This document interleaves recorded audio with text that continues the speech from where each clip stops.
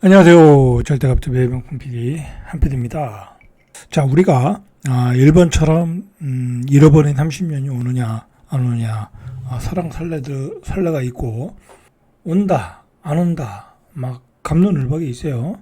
그런데 제가 이제 자료들을 검토를 해보니까 제가 검토한 자료들이 대단한 자료도 아니에요. 정부가 발표한 자료들, 그죠? 예를 들어 KDI에서 발표한 자료들, 대한민국의 앞으로의 성장률 그런 걸 보고 이제 얘기를 하는 거죠, 그죠? 그런데 그런 공신력 있는 기관에서 나오는 우리 경제 성장률을 보면 지금 현재 2%대니까, 그리고 2030년, 40년, 50년 그렇게 되면은 거의 저성장으로 가고, 저성장을 넘어서 마이너스 성장, 제로 성장, 마이너스 성장 가고 있더라고요, 그죠? 그러니까 그리고 우리가 저출산 고령화가 지금 닥친 문제이고, 생산 연령 인구들이 낮아지고 있고, 생산 연령 인구들이 감소되고 있고, 그리고 인구가 얼마나 감소되냐에 따라 빠르게 어떤 경제 성장률이 떨어질 수가 있겠죠. 우리가 앞으로 닥친 현실이 그렇잖아요.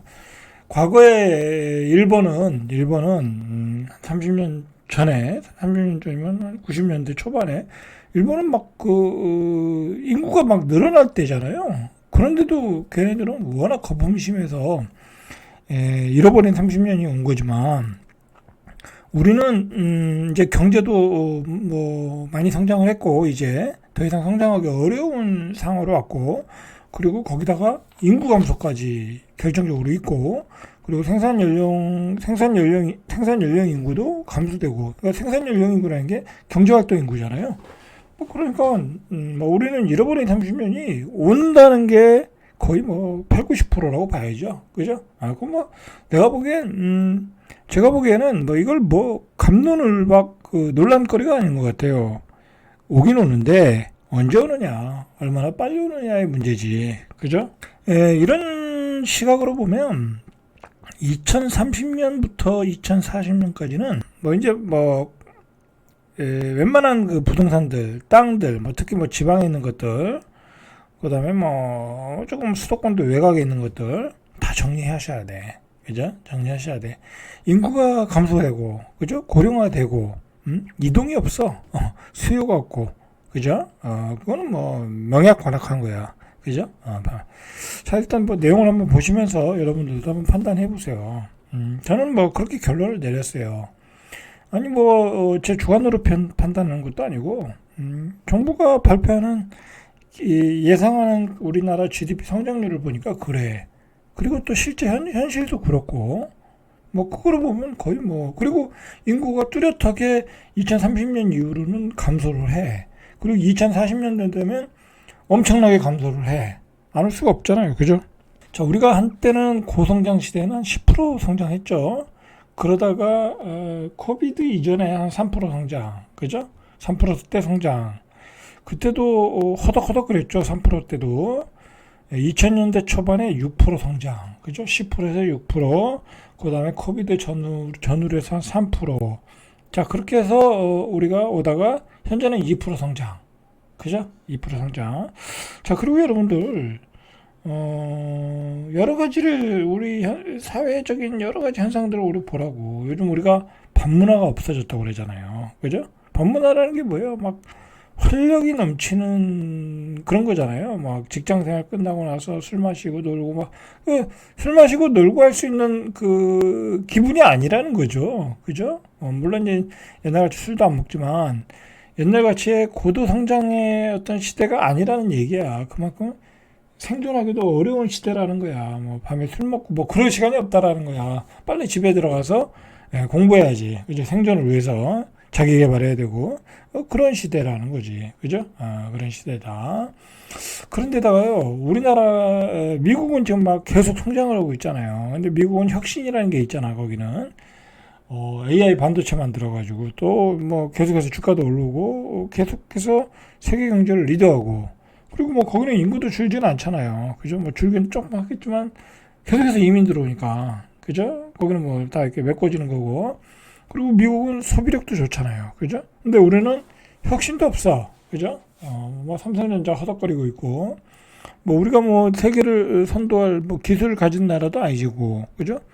대만의 TSMC처럼 반도체 이 공장에서 비메모리 반도체를 찍어낼 수 있는 대량으로 뭐 그렇게 오달 받아서 찍어낼 수 있는 기술력도 떨어지고 시장 그 비율을 볼 때, 그리고 인구는 급격하게 감소되고 감소되는 정도가 이게 심각한 게, 이제 우리가 군대를 유지하지 못할 정도로 인구가 감소되고 있다라는 거야. 뭐 이렇고 뭐 소비력은 뭐 원래 낮고 기본적으로 낮은데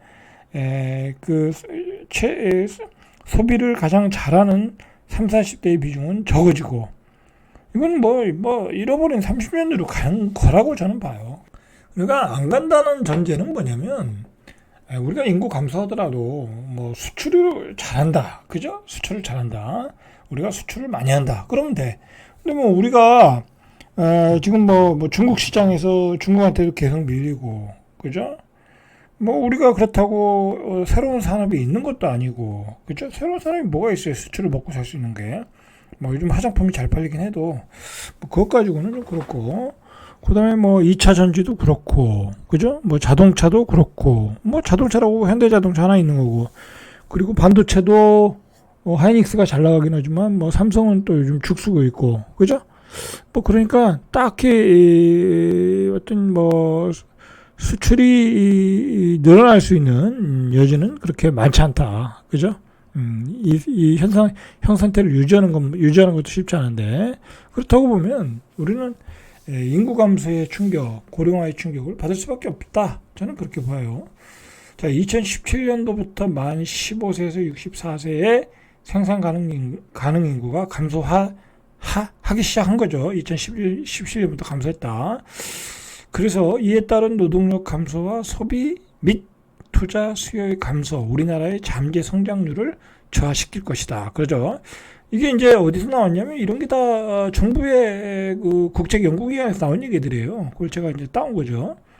그래서 2040년대부터는 0%대 성장, 그죠?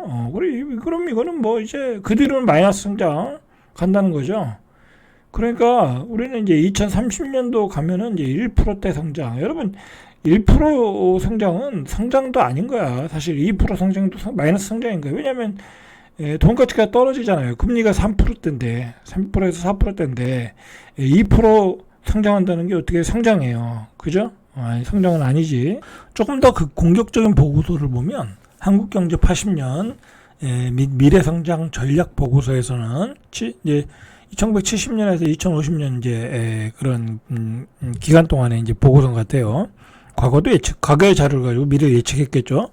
생산성이 낮고 인구가 통계청의 저유축의 수준일 경우, 통계청이 예상한 대로 인구가 나타날 때는 2033년께 0%대의 성장이 나오고, 2042년부터는 성장률이 마이너스 전환될 것이다 라는 거죠. 여러분, 이래요 상황이 이런데 어떻게 잃어버린 30년이 안 오냐고. 극심한 경제 불황이 온다는 거죠. 자, 한국개발연구원 KDI 같은 그 같은 달의 보고서에서는 총 요소 생산성 증가율이 0.7%로 유지할 경우 연평균 경제 성장률이 2023년에서 2030년은 1.5%, 뭐 금리가 3%라고 하면 마이너스 1.5% 성장이죠. 2031년에서 2040년은 0.9%, 2041년에서 2050년은 0.2%. 극심한 불황이 온다는 거죠. 그죠? 극심 불황, 인구가 감소되니까. 자, 이번에 발표한 보고서보다는 낙관적인 수치다. KDI 수치가 낙관적이라는 거죠. 자, 사실은 이제 기업들도 이제 인원 감축을 할 수밖에 없어요. 그죠? 실제로 앞으로는 그 희망퇴직 인원 감축이 더 많아질 가능성이 있고, 그다음에 이제 사람을 뽑는 것도 줄여나갈 수 있어. 그죠? 거기다 AI 기술까지 나오면서 그러니까 점점 힘들어지겠죠. 그죠? 힘들어지는 거야. 그죠? 삶이 힘들어지는 거야. 자, 얼마 전에 이마트 SSG, 쑥이죠, 쑥.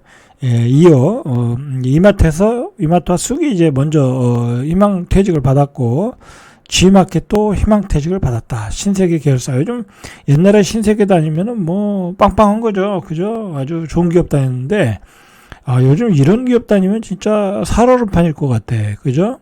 완전히 뭐 이런 시장은 한 회사가 거의 뭐 시장을 많이 독점한다고 할까요? 그죠? 요즘도 우리 아파트 이렇게 배달하는 거 보면 쿠팡밖에 안 보여. 그죠? 쿠팡이 그냥 압도적이야. 새로운 어떤 유통 시스템을 가지고 아주 이 어떤 그물망 전략이라고 해야 되나? 쿠팡 있지도 같이 하고 뭐 또 쿠팡에서는 채널도 있고 뭐 그렇게 해서 하나의 상품으로 엮어가지고 그냥 쿠팡을 안 할 수가 없게 만들어 놨더라고. 그리고 뭐 다음날 바로 배송을 하니까. 그리고 이 실제로 이 뭐 G마켓이나 쿠팡을 비교해보면 사이트가 밀려. 그리고 G마켓은 좀 디자인도 잘못된 것 같고 뭐 그런 게 있어요. 일단 어쨌든 그러니까 칼바람이 일어난다라는 거죠. 그죠? 자 이런 희망퇴직이 이제 앞으로도 계속 늘어나는 거예요. 뭐 은행은 말할 것도 없고 은행 같은 데는 AI 쪽으로 이 전환하기가 딱 좋잖아요. 그죠? 뭐 보험회사도 그렇고 자 신청 대상은 근속 2년 이상 그죠? 자 이렇게 쏟아지는 희망퇴직자들이 이제 무엇을 할까 걱정이죠. 자 우리 때는 희망퇴직이 그래도 뭐 한 40, 좀 빠르면 40대 늦으면 50대 뭐 그랬거든요. 그런데 요즘은 안 그래요. 그냥 30대도 희망퇴직이야. 30대도 희망퇴직. 30대 희망퇴직금은 어디 가야 되나요? 그죠? 다른 뭐 중견기업 가면 되겠죠.